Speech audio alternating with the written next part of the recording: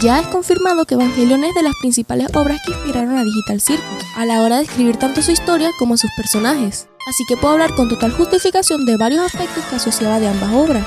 Además, hace nada salió el tráiler para el capítulo 7, y hay un par de imágenes que inevitablemente me hacen pensar que hay un claro paralelismo, pero del lore hablaré más adelante. Primero, hablemos de los personajes. Empecemos por el favorito de todos, Jax.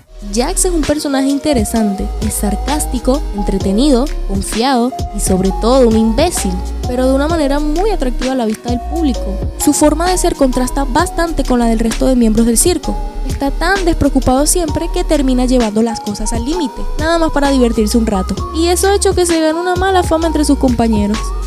Pero para su mala suerte, él no se reduce a esa superficialidad, es justamente eso. Una capa superficial que le muestra al público para ocultar sus vulnerabilidades, miedos y defectos. ¿Quién más oculta sus defectos con una personalidad confiada, atractiva e incluso que puede llegar a ser abusiva? Asuka. Es brillante y enérgica. Se presenta a sí misma como una chica despreocupada y una prodigio en lo que hace.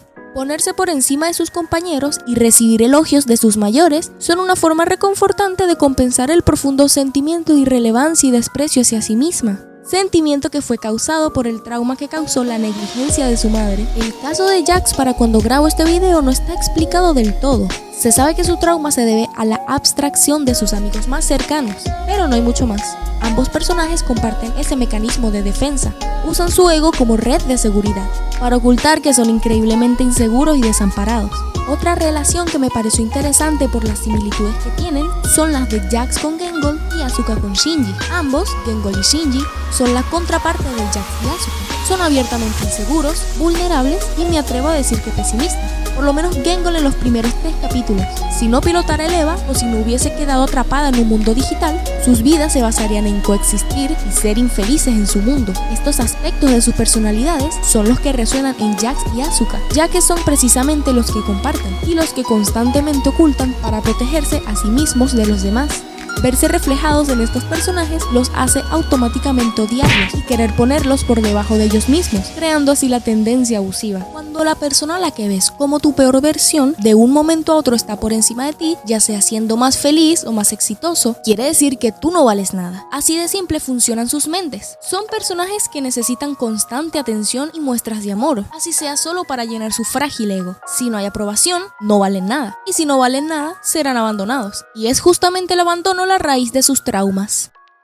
Ahora, teniendo en cuenta que Jax es el paralelo de Asuka, pero que en realidad es Shinji, podemos comparar su relación con Pomni con la de Shinji Kaoru. No vengo a reducir al personaje de Pomni como el ángel que llegó a rescatar a Jax, ya que su personaje no está ni cerca de reducirse nada más a eso. Ella es madura, empática y amable, pero tampoco es la alfombra de nadie. Sabe cómo y cuándo poner límites. Tiene sus propias virtudes y sus propios defectos. Pero sí es verdad que hablando específicamente de esta relación, viéndola únicamente desde el punto de vista de Jax, debo destacar una dinámica que noté. Pomni llegó al circo en un momento en el que Jax necesitaba cariño y amistad, incluso tomando en cuenta que a la hora de su llegada, Cosmo ya se encontraba abstracto y él aún no lo sabía. La oportunidad de crear una nueva conexión estaba justo ahí, y al igual que en el caso de Evangelion, si estás tan necesitado de amor y llega una persona que te lo ofrece sin que tú se lo pidas directa o explícitamente, lo tomas. Aunque claro, no es tan color de rosa, ya que mi forma de interpretar ambos casos no se reduce en te doy cariño y recibes cariño. Es más bien aceptar el cariño y la compañía, pero aún así tener miedo de conectar de manera más personal con esa persona. El precio de recibir lo mejor de una persona es atreverte a mostrarle lo más honesto y débil de ti mismo, arriesgando que te puedan hacer daño. Y dentro de la ética de Jax, es un precio que no está dispuesto a pagar, y es ahí cuando entra en acción el autosaboteo. Es un poquito bastante egoísta por parte de ambos personajes. Lo puedes ver como no te quiero, pero me gusta que me quiera. Pero dentro del contexto en el que estamos hablando de personajes que están severamente heridos y que de forma consciente o inconsciente activan ese mecanismo de defensa en el que alejan a las personas de su alrededor a toda costa. Están tan poco dispuestos a arriesgarse a sentir dolor que prefieren directamente hundirse en la soledad, lo cual es irónico y contraproducente, ya que en ese estado no hacen más que ahogarse en su propio dolor y falta de afecto, refugiándose en su propio trauma. Lo único que los consuela en esa situación es que por lo menos nadie sabe que le están pasando mal. Además quiero destacar este comentario en un post sobre Kaoru y Shinji que vi en Reddit, y ya saben que comparan a Pomni con Jesucristo. Me parece que también funciona en el circo, o al menos como Jax pensaría que funcionaría.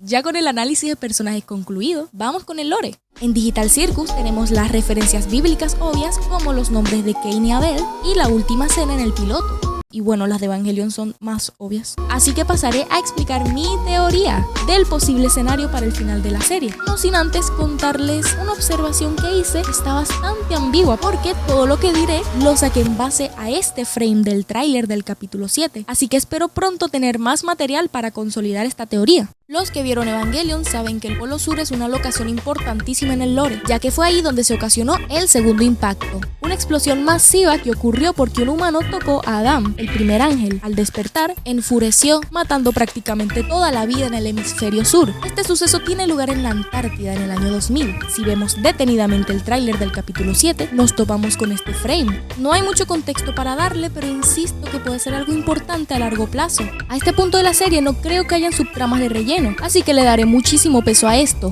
Además, se ve una casita de fondo. Si alguien reside ahí, podría ser alguien ajeno al elenco que ya conocemos. Podría ser que, al igual que Evangelion, algo muy relevante haya pasado en la Antártida. Quizás algún humano vive o vivió allí. Quizás tiene que ver con el origen de la empresa o la primera persona que se puso el casco lo encontró allá. No se me ocurre algo preciso que decir debido a la escasa información que tenemos al respecto. Sin embargo, conociendo Evangelion y ahora sabiendo que influyó a la hora de escribir Digital Circus, me parece lo suficientemente coherente como para hacerle énfasis.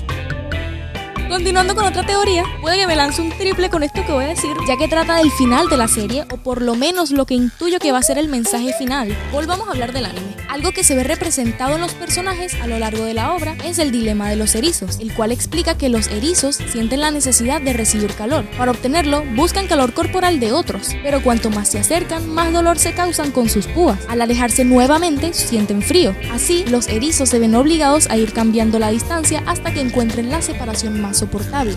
Cuanto más cercana es la relación entre seres vivos, más posible es que hagan daño, y mientras más lejanos somos con los demás, más solos y tristes nos vamos a sentir. Si ampliamos este concepto, nos damos cuenta que no solo aplica entre los humanos, sino nuestra propia relación con el mundo en el que vivimos. Y a mi parecer este concepto encaja muy bien con los personajes de Digital Circus. Tenemos personajes que se olvidan de sí mismos para lograr ser un modelo, a quien los demás acuden y así poder conectar y obtener cercanía. Tenemos un personaje que a duras penas demuestra sus gustos y su verdadera personalidad por vergüenza, y le entristece tanto sentirse tonto e inmaduro que en un punto sintió que era mejor estar triste porque a los demás le gustaba más que sea así, a sentirse feliz, incluso si eso signifique no tener la aprobación de los demás.